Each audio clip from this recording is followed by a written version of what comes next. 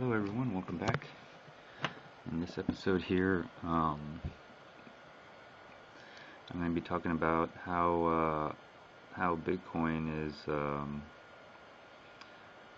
a way of expressing your opinion or vote on a particular, matter that you wish to vote on. And so I won't be using a chart today because I lost my internet connection. So this is my last price on what it is, so I can't really help you. But I just want to use it as a price because I've been telling everyone basically all the currencies are now going to be pegged to Bitcoin.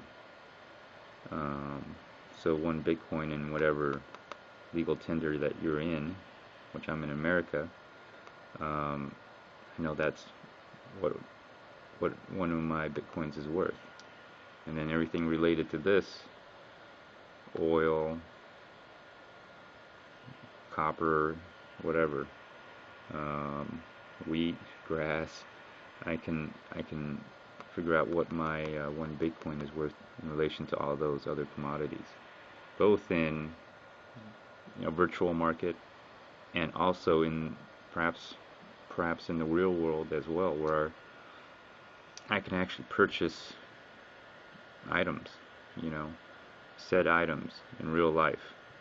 Not that I would, or maybe I can, but that's another thing you can do with Bitcoin in theory.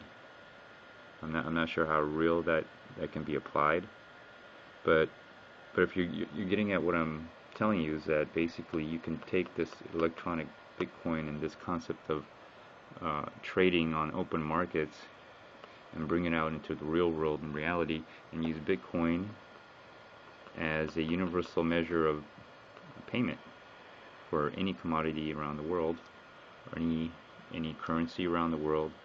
And the rate of exchange is it just, since you're really not really exchanging anything, you're just exchanging the stored value of it on an electronic format.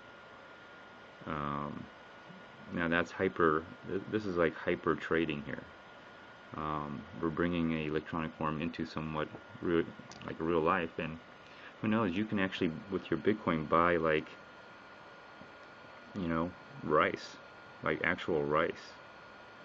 And you can also with your Bitcoin pay for the physical transportation of actually sending rice to some place that needs rice in concept. So maybe you can feed a place. So there's humanitarian efforts that could be directly related into the real world. So there's a lot of those kind of uses, but also for a person who's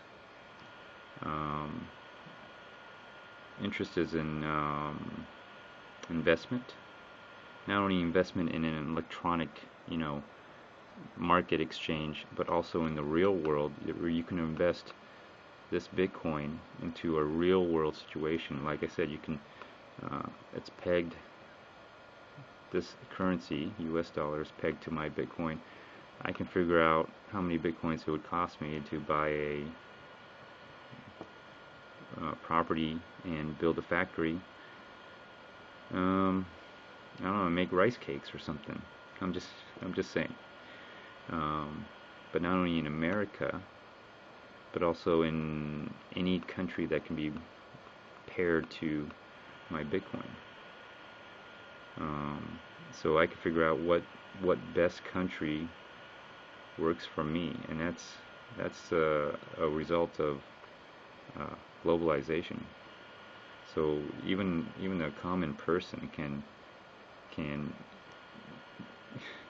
practice this. So anyways, try it out. Have some fun with it. Like I said, when you have a Bitcoin, you're voting. You have a say into something, and you can actually put money into a currency backed by a government, which right now I'm backing the U.S. government right now. okay, and then anything in that legal tender I can freely buy, in theory.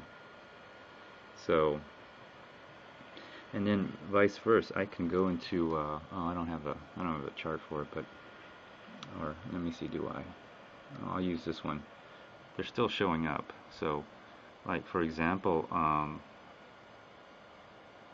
my Bitcoins, I don't know what they're going to allow in China, but in theory, I may be able to invest into China directly, and maybe even have physical ability to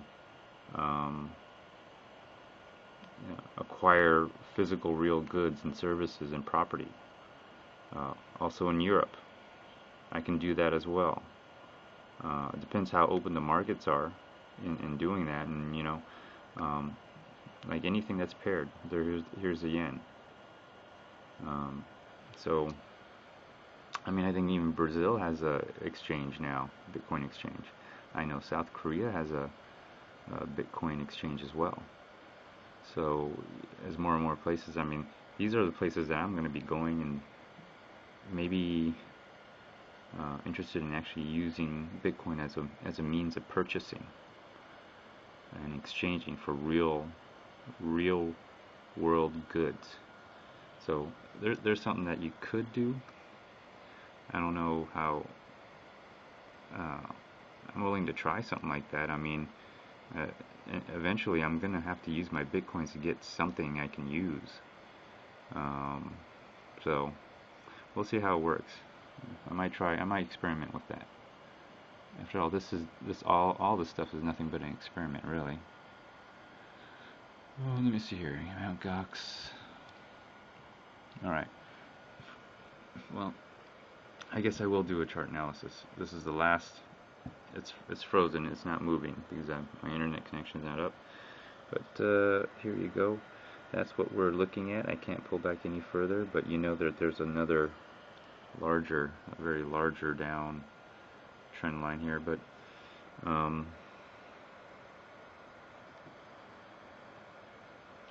looks like it's bouncing on this support. It did bump into, just like what I said, and came back down. It's who knows, it may have another try at it one more time and may break through. Again, we'll just keep going into this triangle here until it goes up further or down further. But right now, I mean, you look at it, it's just slowly leveling out, except for Mt. Gox, it slowly does creep up the lower lows. So let me see if I have the same time frame of no, these are all both 15 minutes. Well, let me compare the two 15 minutes then on Mt. Gox here. So the bands on these again, if I put a line here, it looks like it's starting to break up. See that? See how it's getting higher and higher? Could be a chance that it might shoot up again on the 15 minute. And let me see what the others. This one's already starting to shoot up, you see, going up. And then this one kinda as well, but even on the average, it's turned over, going on an uptrend, and it's following the higher average here really well. So, like I said, it stopped on me for a while. This could be the last internet transmission here, but look at the tightness of this. Better bands on this. Bitsy's looks like it's getting a little bit better bands. I know the spreads have been widening, so, and I don't see any of these harsh spikes anymore. I haven't seen one of those in a while, so Bitsy's coming around really as a readable. And this one's still skinny, still tight. It's always very, very tight. But you know what? That's what miners and maybe some of the consumer end, since it doesn't move much, they'll use this, for the most part, plus or minus around Bitstamp price. So, and like if you've seen my video episodes, you'll know that the Bitstamp and Bitsy sometimes are about the same price. Sometimes Bitstant's lower, but Mt. Gox has always been higher, so I doubt anybody's going to use this price. They'll probably use a combination of these two, or plus or minus. So that's what I see this as. And of course, Mt. Gox. A lot of movement. A lot of movement. Bands and bands full of bands. Anyways, that's the only thing I can compare right now. So thanks for watching. Feel free to comment, like, dislike, or even do a video response. Other than that, stay tuned for the next episode. Bye.